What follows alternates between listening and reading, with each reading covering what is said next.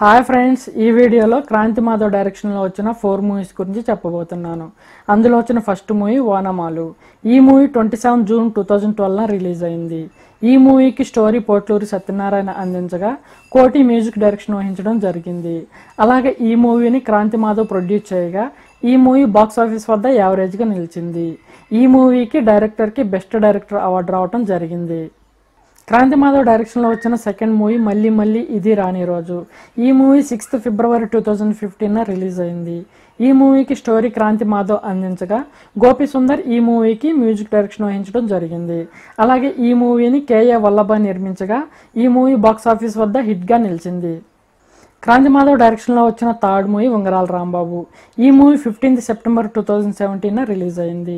ఈ మూవీకి Mohammed Ghibran music direction వహించగా పరుచూరి కిరీటి ఈ మూవీని నిర్మించడం జరిగింది. ఈ మూవీ బాక్స్ ఆఫీస్ వద్ద ఫ్లాప్గా నిలిచింది. క్రాంతి మాధవ్ డైరెక్షన్లో వచ్చిన fourth movie world famous lover. ఈ మూవీ 14 ఫిబ్రవరి 2020 రిలీజ్ అయింది. ఈ మూవీకి స్టోరీ క్రాంతి మాధవ్ అందించగా గోపి సుందర్ మ్యూజిక్ డైరెక్షన్ వహించడం జరిగింది. అలాగే ఈ మూవీని కేఏ వల్లభ నిర్మించగా ఈ మూవీ బాక్స్ ఆఫీస్ వద్ద ఫ్లాప్గా నిలిచింది.